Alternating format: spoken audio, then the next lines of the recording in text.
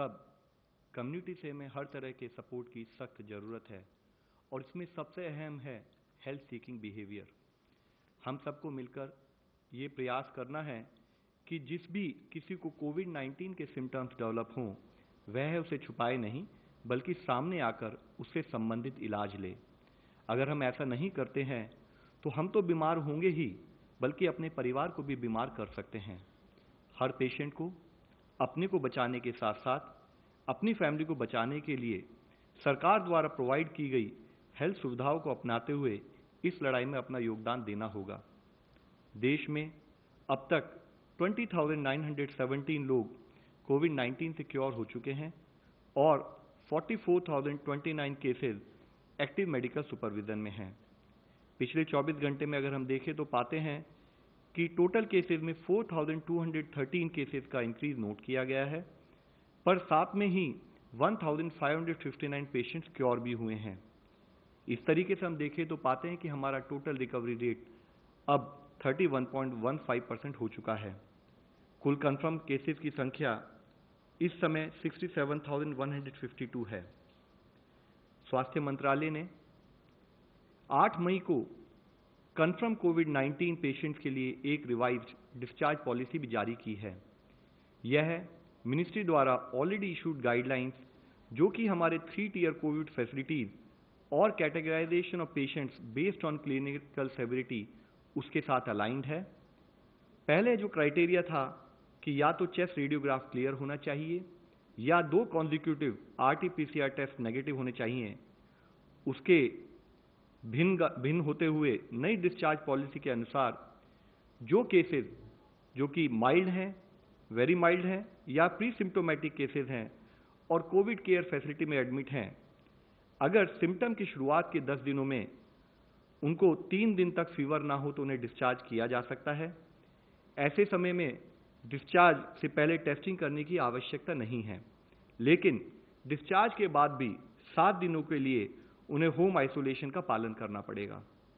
इसके साथ ही जो केसेस मॉडरेट हैं और डेडिकेटेड कोविड हेल्थ सेंटर में एडमिटेड हैं, उनमें से जो पेशेंट 3 दिनों में रिजॉल्व हो जाते हैं जिनके सिम्टम और जो बिना ऑक्सीजन सपोर्ट के रहते हैं, यानी कि जिनका ऑक्सीजन सैचुरेशन अबव 95% है, ऐसे पेशेंट्स को सिम्टम्स के 10 दिनों के बाद डिस्चार्ज किया जाएगा यदि वह पेशेंट उनको कोई फीवर ना हो विदाउट एंटीपायरेटिक, उनको कोई ब्रेथलेसनेस के सिम्टम ना हो और उनको ऑक्सीजन की रिक्वायर्ड ना हो।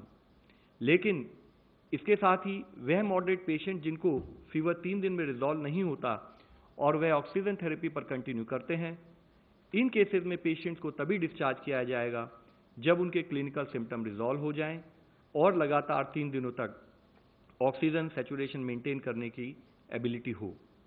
यह ध्यान देना चाहिए कि मॉडरेट संबंधित इन केसों में भी डिस्चार्ज से पहले टेस्टिंग की जरूरत नहीं होगी, लेकिन पेशेंट को डिस्चार्ज होने के बाद 7 दिन तक होम आइसोलेशन का पालन करना होगा। इसके साथ ही सीवियर केसेस और साथ में केसेस जो कि इम्यूनो कॉम्प्रोमाइज हैं, जैसे कि HIV patients, transplant recipients, malignancy etcetera, ऐसे पेशेंट्स को तभी डिस्चार्ज किया जाएगा जब या तो वह क्लिनिकली रिकवर हो जाएं या उनके पेशेंट्स को RT-PCR के द्वारा नेगेटिव घोषित किया जाए।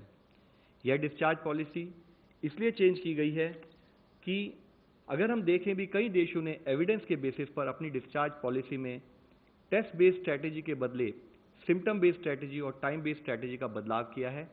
उसके तहत ही इसमें हम चेंज लाए हैं।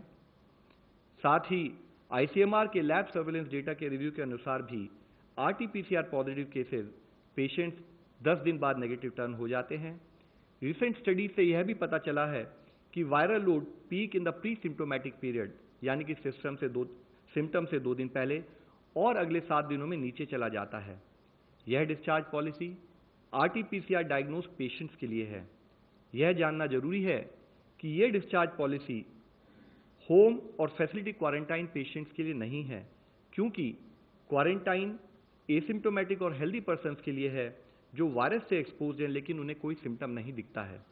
हाउएवर, क्वारंटाइन फैसिलिटी पर उनका स्टे 5 मई को जारी मिनिस्ट्री ऑफ होम अफेयर्स की गाइडलाइंस के तहत लास्ट एक्सपोजर से 14 दिन तक रहेगा। और डिस्चार्ज पॉलिसी से संबंधित एक फ्रीक्वेंटली आस्क्ड क्वेश्चंस भी गवर्नमेंट ऑफ इंडिया के वेबसाइट पर उपलब्ध किए गए हैं। इसी संदर्भ में मिनिस्ट्री ऑफ हेल्थ ने home isolation of very mild और प्री सिम्टोमेटिक कोविड-19 केसेस के लिए भी एक रिवाइज गाइडलाइन जारी की है, जिसके अनुसार वेरी माइल्ड और प्री सिम्टोमेटिक कोविड-19 केसेस के लिए होम आइसोलेशन पीरियड समाप्त होने के बाद टेस्टिंग की कोई आवश्यकता नहीं है। However, I would still like to reiterate a few points that those patients who are undergoing home isolation should strictly adhere to.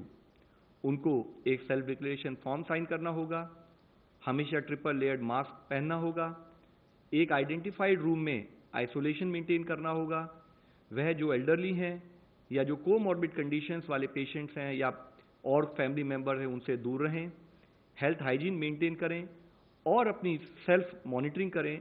अगर कोई भी हेल्थ सिचुएशन डिटेरियोरेट होती हो तो वह संबंधित मेडिकल अधिकारी को सूचित भी करें।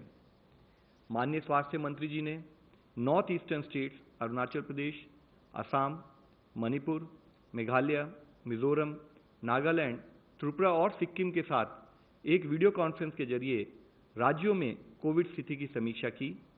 राज्यों को माइग्रेंट लेबरर्स, स्टूडेंट्स और विदेश से लौटने वालों के लिए मिनिस्ट्री ऑफ हेल्थ और एक्सटर्नल अफेयर्स द्वारा जो प्रोटोकॉल बताया गया है उसके तहत स्क्रीनिंग और क्वारंटाइन मेजर्स इंश्योर किए जाएं, उसके लिए उन्होंने रिक्वेस्ट की है। साथ ही राज्यों को ये भी कहा गया है कि वायरस के स्प्रेड को रोकने के लिए सार्वजनिक स्थानों पर थूकने से रिलेटेड, स्पिटिंग से रिलेटेड जो प्रोहिबिशन है उसको इफेक्टिवली लागू किया जाए।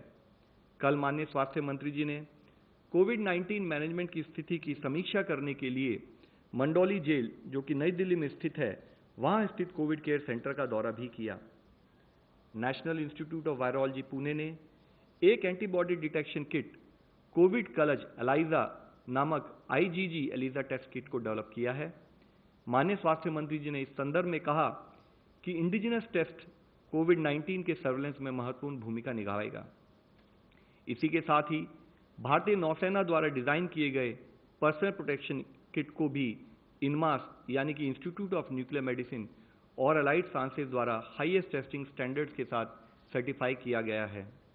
डिपार्टमेंट ऑफ बायोटेक्नोलॉजी और biotechnology industry research assistance council ने वैक्सीन्स, डायग्नोस्टिक्स, थेरेप्यूटिक्स और अदर टेक्नोलॉजी से संबंधित 70 प्रपोजल को भी शॉर्टलिस्ट करके फंडिंग के लिए सेलेक्ट किया है।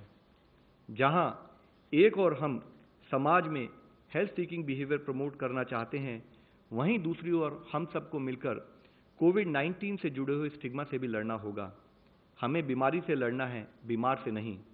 इसी संदर्भ में MyGov द्वारा बनाया गया एक और वीडियो भी मैं आप सबके सामने प्रस्तुत करना चाहूँगा। धन्यवाद।